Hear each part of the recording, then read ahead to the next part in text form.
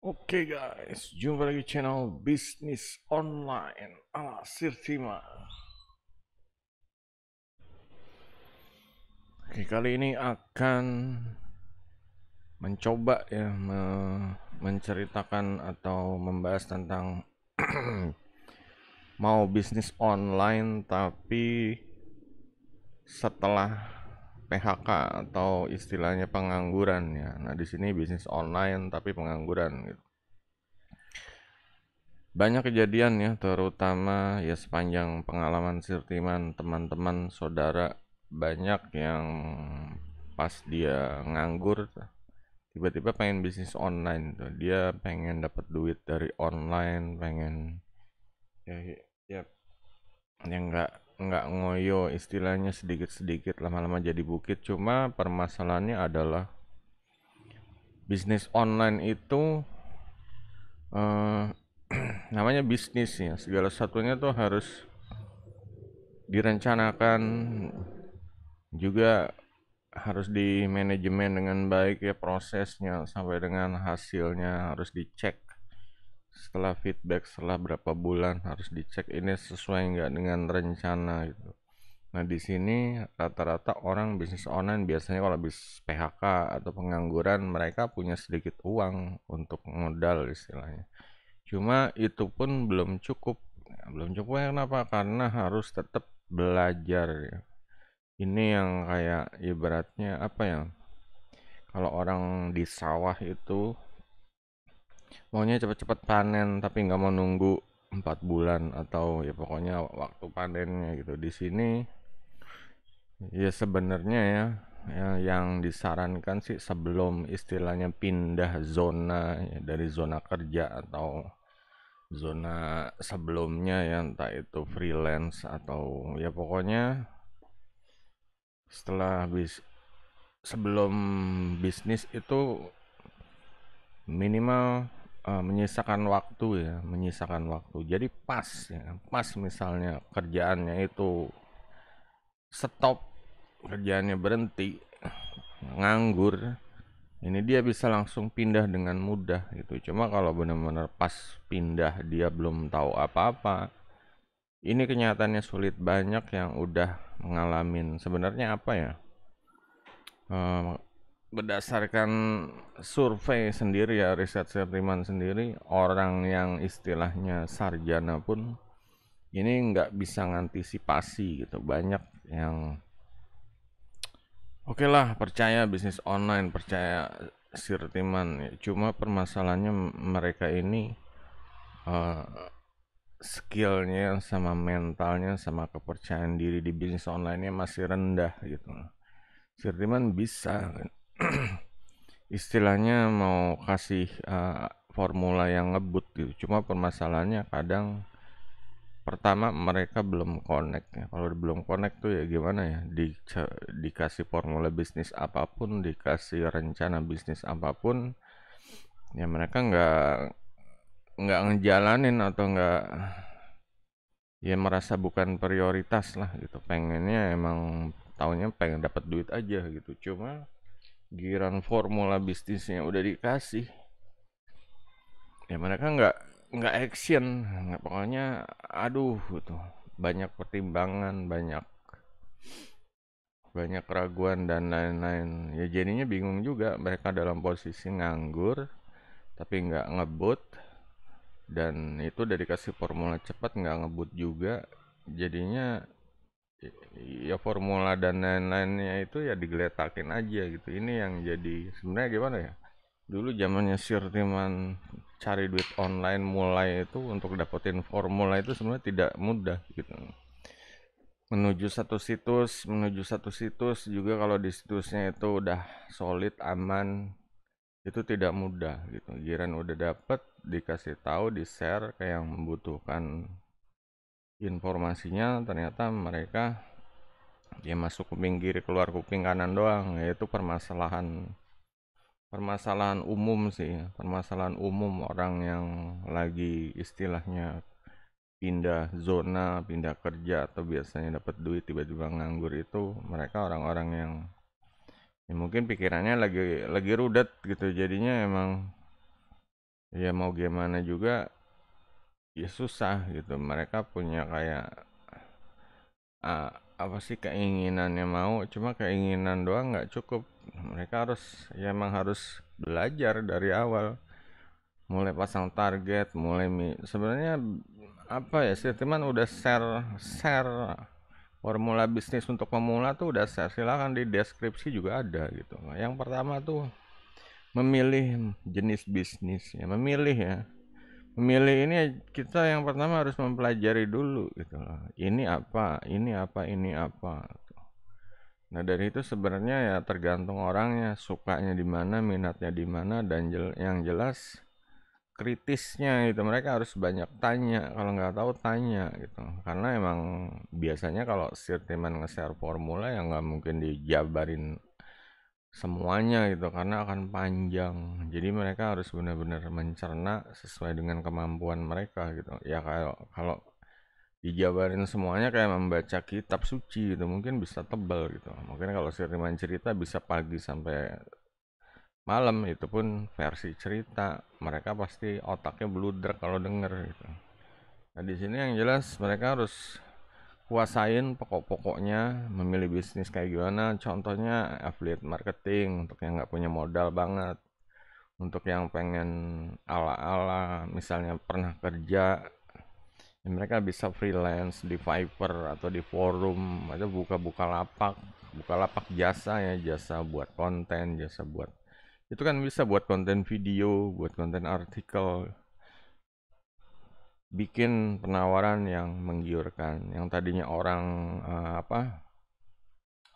orang ya merasa kayaknya ini butuh gitu, kayaknya ini bisa menghemat waktu mereka. Nah itulah kerjasama membuat konten seperti itu, kayak dijual di forum-forum, forum AdSense, forum Kaskus dan lain-lain, forum YouTuber, kalian bisa tawarin gitu. Model lain itu ya jual beli website. Kalau jual beli website kan flipping ya. Flipping itu ya harus menguasai ya, membuat website dulu. Itu belajar dulu. Saya memang udah share formulanya ya. Dapat 4 jam dalam waktu 3 jam. Itu jual beli website. Cuma permasalahannya harus ya belajar dulu bikin website, cara mindahin, transfer akunnya dan lain-lain. Kalau untuk berapa juta dalam sekian waktunya sih itu mudah, cuma kan harus dipelajarin dulu gitu. Juga cara lain adalah dengan menjadi seller ya, kalau di sini apa, vendor ya, vendor produk digital. Ini harus dipelajarin bikin produk digitalnya. Ya contohnya kayak statement diratakan ini, lapak jual beli produk digital. Ini harus dipelajarin cara um, buka lapaknya. Cara pertama mencet mencet tombol yang mana kalau mau jualan, cat tombol tambah produk, kasih judul, tambah gambar, tambah deskripsi, tambah pokoknya syarat-syarat lain, komisi affiliate dan lain-lainnya. Ini semua juga udah dibikin videonya sebelumnya, bisa di search. Dan ini harus dipelajarin gitu. Efeknya apa sih? Efeknya ini ya bisa dilihat ya, total salesnya ini bisa nambah terus, bisa jadi passive income saat kita tidur. Orang akan beli, orang akan bayar dan lain-lain. Ya pokoknya ini passive income ini untuk di era digital ya, zaman sekarang sampai masa depan ini masih potensial. Ini pun banyak yang belum tahu di Indonesia, kalau di luar mah udah banyak gitu ya. Di luar ada Warrior Plus, udah ya hampir ya setiap hari itu banyak launching produk. Dan ini ekosistemnya tuh seperti ini gitu. Oh, bisa lihat ini berdasarkan tanggal ya, tanggal launching. Ini yang launching laku 250, laku 200, laku 100. Ini mereka udah punya ekosistem yang seperti itu. Nah, di sini permasalahannya adalah ya kalau lagi nganggur tiba-tiba maunya duitnya aja gitu, dan giran dikasih nih pelajarin, mereka tertutup, mereka nggak mau, mereka bertahan, defend pemikirannya bertahan, nggak mau lah, udah capek belajar lagi, maunya duitnya aja langsung. Jadinya mereka kebanyakan orang-orang yang terjerumus ke investasi bodong mereka atau judi online ya. Pokoknya yang lagi populer sekarang ya. Bisnis-bisnis yang kinclong-kinclong yang kelihatannya menghasilkan duitnya cepat. Cuma ya butuh inilah istilahnya butuh bensin kayak investasi modalnya gitu.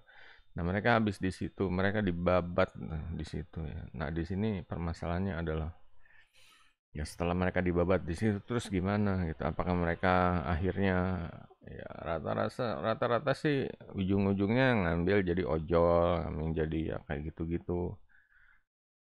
Ya itulah ya gimana ya, setiap teman udah berusaha ya untuk ya kayak di channel ini bikin konten untuk membangun kepercayaan diri, mental bisnis online, jebakan-jebakan yang harus dihindari dan lain-lain. Ya, cuma kalau mereka nggak belajar, nggak nonton, nggak setiap hari nggak menambah wawasan ya itu akan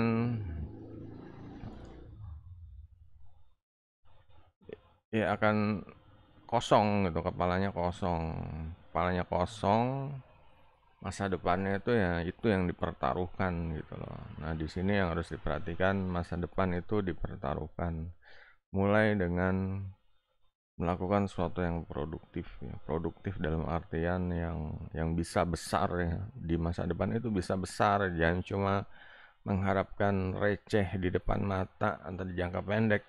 Cuma tetap harus ngelihat di masa depan gitu. Oke lah sekarang dapat duit ya istilahnya buat makan harian ada.